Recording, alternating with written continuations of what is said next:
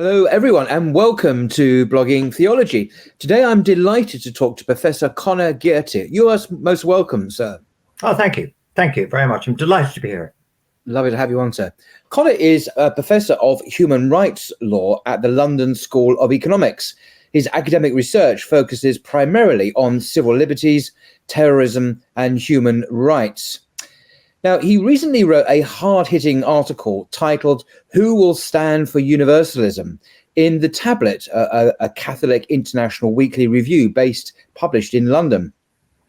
It expressed a strong principled opposition to Israel's flagrant breaches of international law and how he believes Western liberalism, which is the ruling belief system of America and Europe, is turning into, quote, a monster. So could you explain a bit more why you wrote this very hard-hitting article? What's interesting to me, Paul, is that what seems to me very straightforward is uniformly regarded by people as hard-hitting. Many people have said courageous. So what exactly do we mean by that? Because let's look at it. Israel is practically coterminous with, identifiable with the United States at all times. They have led the construction of a liberal democratic world in the immediate aftermath of the Second World War. That is the United States. Yeah. They've led it. They've been, however, themselves often withdrawing from the implications of this. So there's already been double standards in the liberal world that we've all grown up in the global north and the west already. But nevertheless, we have this range of international human rights, which has been, broadly speaking, supported by the United States from the United Nations onwards through the various conventions and so on. Now, the United States, as I say, see themselves as standing outside some of the inconvenient stuff, but they nevertheless have gone along with the creation of this framework of liberal morality, a kind of ethical dimension to universality. And it has produced various advances, which are included among them are the fact that you can be prosecuted for war crimes, for crimes against humanity, and for genocide. And these are all quite specifically defined in the key charter, which is the Rome Charter, which sets up the International Criminal Court. It's all straightforward.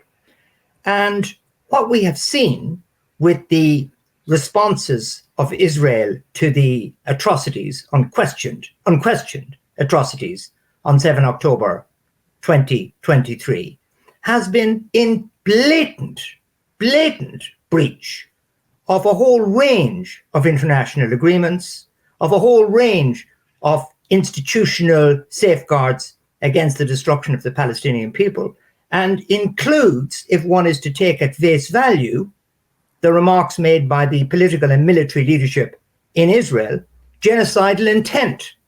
It's that bad. Details, we can go into. But it's absolutely straightforward. And yet to point this out, and I pointed it out in the tablet, but I've also done a longer piece in the London Review of Books on war crimes, to point this out is somehow brave, courageous, hard-hitting.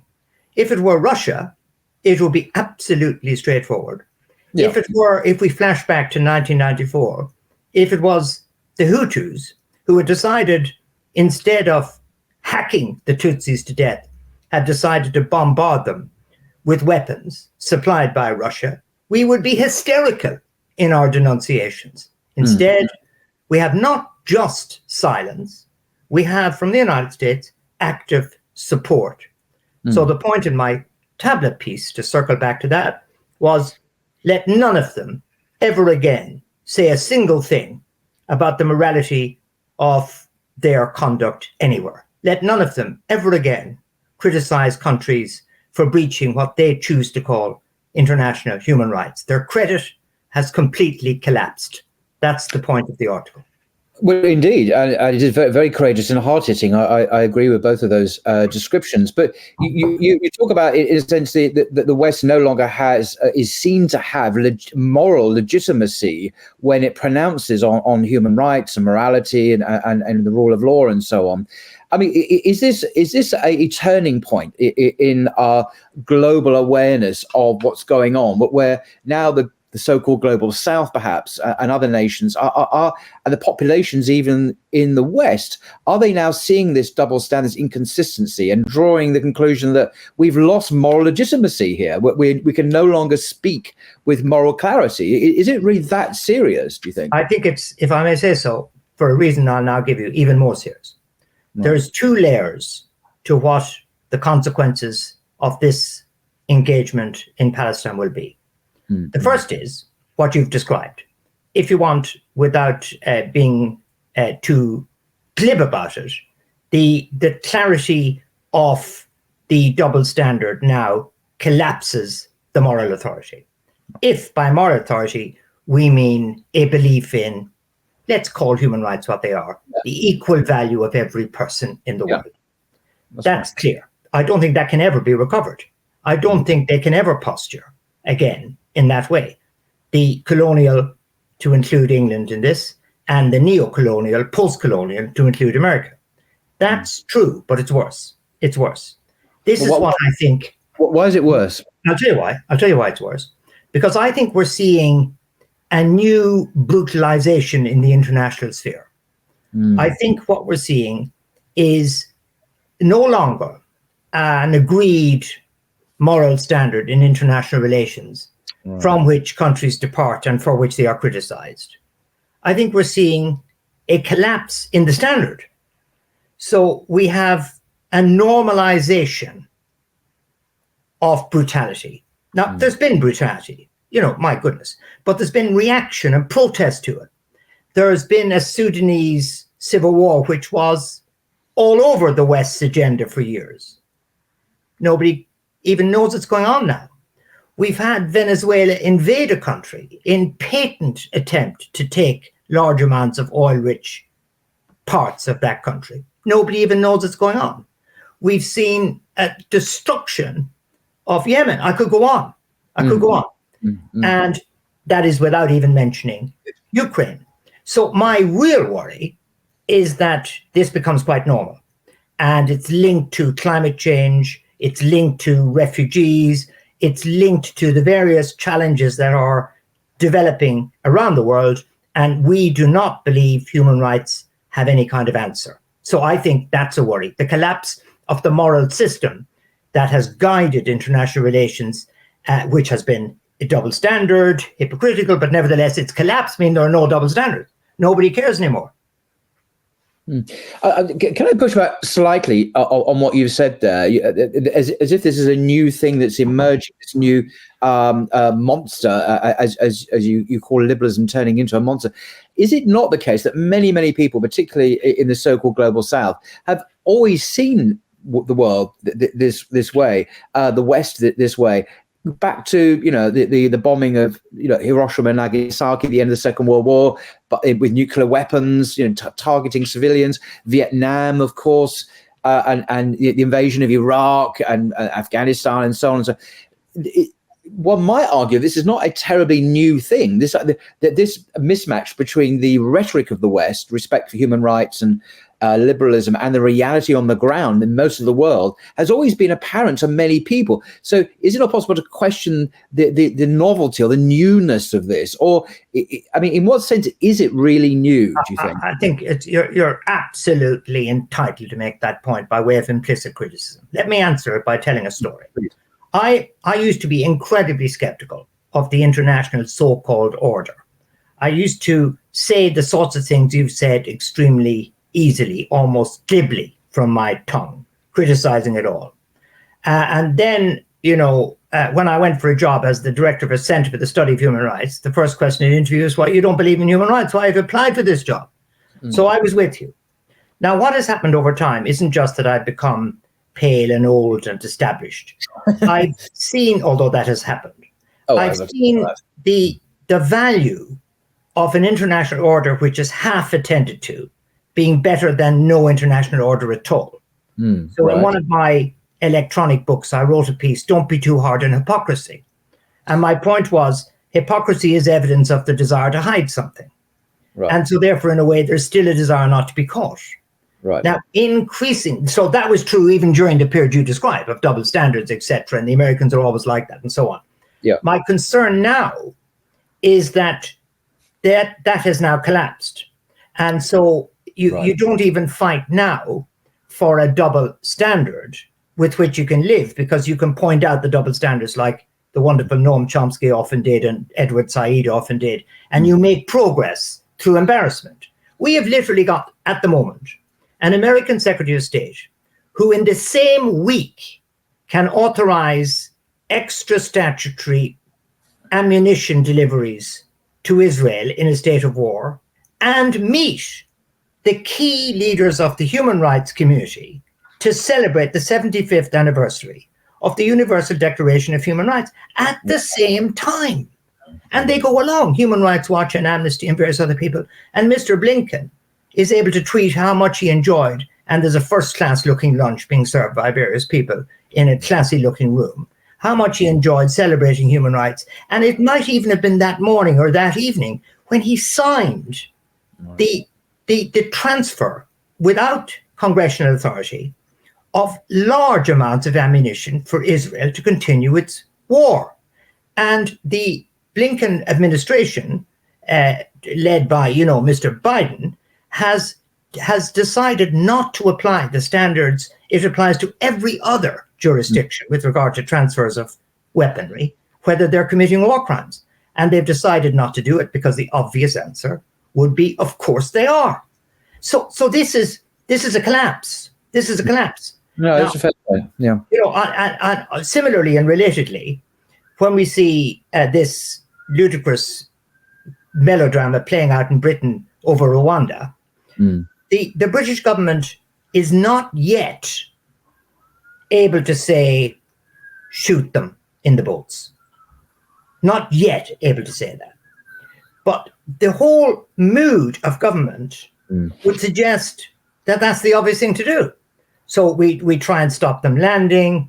We make life hell for them. We might end up close to what the Greeks, without authority and only anecdotally, so I can't level this allegation against the state, pushing boats out of the territorial water into another person's territorial water and boats collapsing. We're not far away from the same level of brutality that we now see with the United States' support for Israel. So that's, I suppose, my riposte to your extremely fair criticism. Okay, well, that's a very insightful response. Actually, I consider that to be a fair response. There is the inevitable question, which shades into this accusation of anti-Semitism, which is ubiquitous now. If one criticizes Israel's actions in the occupied territories in Palestine and Gaza, but the question is, why is the United States, thousands and thousands of miles from the Middle East, so totally identifying itself with this small little country in the Middle East to such an extent that it's willing to destroy its international reputation globally, clearly, in your powerful words? Why is it doing this? I mean, it has an existential, it's like Germany as well, and many countries in Europe, they seem to have this same almost religious, fanatical kind of identification with everything Israel, how you must stand with them regardless of what they do. This is really weird, isn't it? Why stand with another country unconditionally when they're at war? Why? We might come back to anti-Semitism, but let me start with, and possibly just deal at this stage directly with your point. It's a crucial one. It's utterly unfathomable to me. Here we have an extremely efficient governmental organization, Mr. Blinken and Mr. Biden. And it could be said, even with regard to the evacuation from Afghanistan, which was horribly controversial, but there was no easy way to do it. It could be said they have put very few feet wrong, to misuse a cliche, in international affairs. And we all know that Biden can't stand Netanyahu. Who likes him? He's a dreadful man. Everybody knows that. He's on his knees in Israel when this thing happens. Right. And yet, I'm only rephrasing your question, though I have an answer. There is this appalling blank check. So what's my answer? It's twofold. And one of these applies to the Labour Party in the United Kingdom. So I'll mention that if I may. Yeah. It's twofold. Yeah. One is, obviously, that the first thing he thought about was, let's face it, Zionist support within the United States as a matter of political importance. It has a form which is very big financial backers. It also has cultural leadership. It can make life extremely difficult. I think that's analogous. I'll get to the second in a moment. That's analogous to Mr. Starmer's catastrophic decision not to support a push for a ceasefire. Keir Starmer spent 3 years of his life making the party attractive to the Jewish vote. That Jewish vote had been greatly alienated, even the left Jewish people, by the Corbyn perspective on international affairs, to put it mildly. Yeah. And he couldn't bear to lose all that work by having various Zionist-inclined Jewish MPs and the Jewish Chronicle and others lead an angry riposte to him. Now, we both know that there are many, many magnificent Jewish people who are absolutely clear in their opposition to Zionism. We both know that there is a massive distinction between a Zionist position and a Jewish position. The two are different. Zionist, political Zionist at any rate. So both of them share that desire to maintain a political support from a crucial electorate. And each faces an election next year. Now, I think they made a catastrophic mistake, both of them, because they didn't anticipate, and Biden's the only one that matters. The Labour Party is only relevant because we're in this little parochial environment as we speak to each other, England. Biden is going to lose. I think he's going to lose the next election over this. It looks like it doesn't. Because nobody, yeah. But he needs energy from the younger people to vote. It's well known. The younger people need to get out. Now, would I even vote for him? He is colluding in crimes against humanity, probably, genocide, probably, and definitely war crimes. What energy would I have? Even though he's manifestly the best choice for the American domestic market. The second reason, I think it's persuasive, and I think it's unique to Joe Biden. And he's an old guy. He formed his political opinions in the late 60s and the early 70s. This has rebounded hugely to Ireland's advantage, my country, because he thinks of himself as Irish. He's like a little old Irish American on a bus in Dublin visiting the Book of Kells in 1974, which we love. And the British had real trouble over that. Right. But he's also massively, unequivocally pro-Israel in a sort of early 1970s kind of way. And he has probably called it personally quite early on. And in doing so, has gone with his emotions, has gone with his solid pro-Israel position over decades. Now, you and I are both, as you know, Paul, very young men. We have no idea what it's like when your arteries harden and your views deaden. And I just find it incomprehensible, other than as a kind of emotional response. And then, in a way, it's part political, part emotional, but it's now impossible to get out of. It's incomprehensible they haven't rolled back. That the idea that they would deny some fanatical settler who's murdered a whole lot of Palestinians an opportunity to come to America. That's the level of their hard line.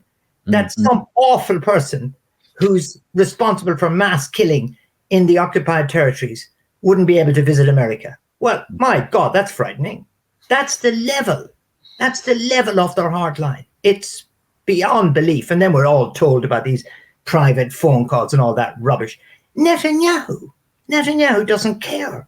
He thinks he has America, whatever he does. And so far, he's been proved right. No, very interesting. And it's interesting you touch on Biden's identification with Ireland or the Irish, because in your article, you write, and I quote, "Thousands of civilians, including children, are dying, and criticism of Israel's flagrant breaches of international law is dismissed as, quote, anti-Semitism." Meanwhile, the states of the global north go along with it, their leaders falling over themselves to guarantee Israel's carte blanche, as blank state you mentioned, for its transparent ethnic cleansing. And then you say, a very revealing note here, I thought, with a thrill of pride, I note, you say, my home country's resistance here. But then Ireland is that rare thing, a country of white people who have a memory of what centuries of occupation feels like, end quote. Now, could you tell us who occupied your country, the Republic of Ireland, and why this historical memory has led Irish solidarity with the Palestinians? I was interested. I was in Ireland at the weekend. We're doing this on a Monday, and I've just come back. Right. Or Tuesday, rather.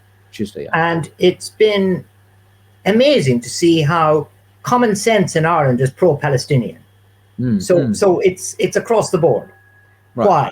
Yeah. Well, there's an interesting distinction here with regard to the whole island of Ireland. First of all, like Palestine, we were partitioned. And were we colonized? No. We were initially brought under British, English, and then British control. And then in 1800, we were made part of the United Kingdom. That is unusual. Right. No colonial territory in the 18th, 19th, and 20th centuries was made part of the home base, the United Kingdom. But we were effectively colonized. So I'm qualifying the term colony, but I will justify it. Yeah. Bunches of British, English people came over, took the land, threw the Irish out, and ran the place. Now, our partition produced as it were, a putative Israel and a putative Palestine. Israel is the north of Ireland with the majority of settler communities, the Church of Ireland, Protestant communities that had been imposed on Ireland in the early 17th century and had remained distant from the rest of the population, had contrived their own world, their own space, and so that partition was not dissimilar. They had a small majority. Now, the Republic of Ireland became kind of, as it were, Palestine. So we survived. Right. In the north of Ireland, in and this all happened in 21, 22, they didn't cause a Nakba. They didn't force the 40% of the Irish population out. They didn't invade the Republic of Ireland, nor have they ever done. But they're still there. And like the Jewish settlers in what we now call Israel, they have nowhere else to go. So they're defining themselves in their identity as Irish, but not Irish the way the Irish, as it were, are. So we have an intractability to the Northern Ireland problem for a similar reason. But the levels of violence were never, ever remotely what they are in the Middle East. And that is because, in my opinion, because the north of Ireland never became a separate state. It's always been within the United Kingdom. And it's a great tribute to United Kingdom statecraft. Now, in this chaotic time of collapse, hard to remember how good British statecraft was in keeping a lid on a potentially horrific Yugoslav-type situation in Northern Ireland from the 1960s onwards. Never happened. Now, therefore, I think it's legitimate to think of Ireland as having experienced the master from outside for centuries. Right. And the master from outside never succeeded in winning over the population. True. Because the population know what it's like to be dispossessed. And that's an understanding to which I was alluding in the piece. Right. And it's what causes Irish people to link to the Palestinians in the way that actually they strongly did with regard to South African apartheid. Right. The Irish were leaders in the anti-apartheid struggle before it was fashionable. When Mrs. Thatcher was declaring Mandela to be accused, Kader Asmal, a great old friend from years ago, now just sadly died, was a lecturer in Trinity in law, but he became a minister in the Mandela government. You know, there's a strong tradition of subaltern identification. Right. Subaltern identification. I like that. Very, very concise and pithy way of putting it. Thank you for that. It's fascinating. And I've got a question that's nagging me about this term anti-Semitism. And I mean its legal definition, because me in my naivety, I thought anti-Semitism would have meant, someone who hates Jews because they're Jews, or verbally or physically attacks them or maligns them as an ethnic group, if you like. But that's not the definition now, or at least it's not the only definition now. It seems to be much more expansive to include any criticism of Israel itself. That's certainly the case, I think, in Germany officially now. Any criticism of Israel is by definition anti-Semitic, as it is in America with the recent vote in Congress that seemed to be saying something similar. But my question to you is, in terms of us in the UK and in Europe and so on, what is is there an official definition of anti-Semitism, and what is it? And in your view, does it have any serious credibility? Well, I'll answer this by referring to a book I've got coming out in May. I'm not glibly name-checking this. It's a book about the history of anti-terrorism law. Right. And one of the extraordinary achievements by Israeli diplomacy was to persuade us all that the Palestinian liberation movement were not freedom fighters, but they were terrorists, and they were global terrorists. Yeah. And the language of terrorism has done tremendously good work, let's face it, for supporting Israel in its battle against its own communities that are not Jewish, the occupied territories in Gaza. And so they got into the habit this sounds facile, but I've it all in the book. They got into the habit of castigating their opponents as terrorists or terrorist sympathizers. Right. Now that still works for Hamas. It still works for organizations that argue for an end to Israel. But it ceased to have its usual ring when dealing with, I'll give you an example, Ben and Jerry ice cream. Ben and Jerry ice cream decided not to trade in the occupied territories, and they were accused of being terrorist sympathizers. So it's kind of stupid, So it's no Hamas, is there, in the West Bank? It's no Hamas, it's selling bloody ice cream. Excuse my language here, Paul, in this religious blog. But they, I think, began to see, or sort of almost by a process of community good sense, this wasn't working anymore.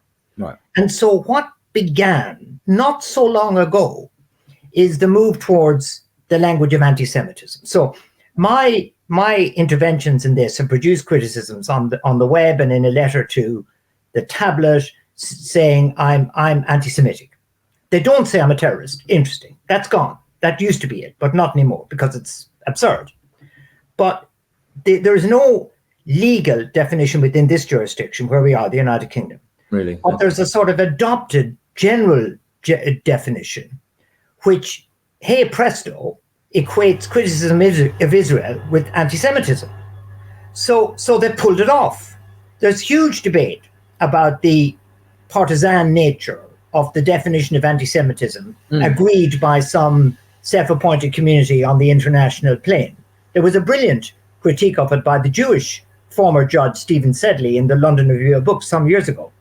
So, of course, and this is back to my general view about terrorism, there's no true meaning to what anti-Semitism is. There's no meaning one can grasp by being super clever. It's like terrorism. It's in the eye of social forces.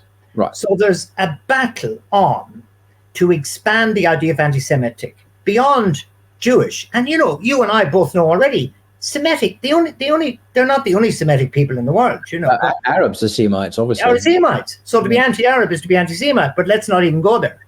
Yeah. There's a battle going on to make normal the idea that if I say that Israel should be restricted to its United Nations borders, that I'm anti-Semitic. There's a battle going on to make that an anti-Semitic remark. Now, my opinion is that's preposterous. Of course, it's my opinion. But they want me, as it were, to be on the defensive. I need to then consult my conscience over my anti-Semitism. A person who's an academic lawyer responded to that sentence that you've put in by saying, everybody knows, she says, the Irish are the most anti-Semitic country in Europe. Really? But it's nonsense. The Irish are one of the few places with no right-wing anti-Semitic party. But it's a talking point that has been developed to try and explain Irish criticism of Israel. above all, and the similar point is made in a letter to the Tablet this week, I would say all that, wouldn't I? Because I'm anti-Semitic. So instead of dealing with the actual facts, it's, he's not made that up, because they can't deny now it's going on. That's what's fascinating. They can't deny it's going on, but they try and divert. And so I think anti-Semitic is a contrivance, and the effort is on now to make us feel that we are anti-Semitic when we criticize Israel, which is preposterous. Yeah, I mean, I went on that big march several weeks ago in London, the pro-Palestinian march, the notorious march that was criticised by a certain Home Secretary for being a hate march. Yes, and I was struck. Obviously, I wasn't aware of her comments prior to her having made them after the march, but I was struck by how many families were there, how the good nature. There was I didn't sense a great kind of anger in a negative, antagonistic way. There was just great concern and empathy for the Palestinians, what was going on in Gaza, and young people, children, families, mothers. It was actually a very convivial, civilized, if I can put it that way, occasion. And I was quite shocked when the British government, the Home Secretary no less, and the Prime Minister also later, condemning this march as anti-Semitic and full of hate. And I thought, but that's simply not true. It's fake news, and actually quite hurtful that our government should malign and slander its citizens who are concerned about ethnic cleansing and genocide in Gaza. And I thought, this is such a weird world that we now live in, where a concern for people's lives is characterized as hatred. And I still find it difficult to get my head around that, because it's so contrary to reality that it just almost unbelievable. Yes, I mean, the great credit there is to Metropolitan Police Commissioner, who refused to initiate efforts to ban the entire march. Now, Mr. Rowley yields to none in his concerns about terrorism. He's not shy about that. No. But he's a police officer who respects the law. So he knew both that there was no basis for banning that march, and furthermore, that to ban it would be so futile, it would create the very disorder that was intended to be prevented. And the law, this thing that the government objects to so much, the old-fashioned thing called law, required a request to come from him. And he stood up to them. And he actually must have spent that day thinking he was one knife attack away from resignation. And I really take my hat off. I've never met him. I've been very critical of him in the past. I take my hat off to him. So here we have a collision between reality and fantasy. And in this country, it started with Brexit, where you think you can legislate for your wishes and that it'll happen. And we have got a political leadership which is slave to its passions, which are ill-informed and uninterested in any discussion. And we have law, which represents reality. And we see it played out again with Rwanda, where there is this absurd statement in a bill currently before Parliament, but it may fail in the next day or two, which says that Rwanda is a safe country. Fact. So that if Rwanda plummeted back into civil war, the courts would still have to say that it's a safe country. In other words, that parliamentary sovereignty allows us to declare the earth is flat. Parliamentary sovereignty allows us to declare that Britain is the greatest country in the world. It's fatuity rooted in an emotionalism that is derived from the primacy of stupidity in the aftermath of Brexit. Gosh, very, very strong words. You mentioned your I know. I do get rather carried away. I'm afraid I'm going to have to head off shortly. Of course. So we need to wrap it up. We'll conclude here. I just wanted to mention the book you alluded to, the full title, your next book, Homeland Insecurity, The Rise and Rise of Global Anti-Terrorism Law, which I think is due to be published in, did you say May or March? Yeah, May in 2024 by Polity Press. I'm very pleased with the book, I have to say. Good. I very much, I'm very, and now you've explained it in more detail, I'm actually very interested in reading it. And I'll add a link in the description below to the Tablet article a couple of weeks ago. It's definitely worth reading. And you mentioned, was it the New York Review of Books? No, the London Review of Books. Oh, the London Review of Books. It's superb on Palestine. Superb. Excellent. And that, there's no paywall. They put some articles up free. I can't remember if mine is. Right. Okay. It was definitely worth having a look at. So well, thank you very much indeed, Professor Conor Gearty, for your time. I know you're an incredibly busy man, and we'll certainly follow your work with interest as you write more articles and books in the future. So thank you very much. Thank you very much for having me on. It's a terrific blog you do. So thank you, Paul. Take care.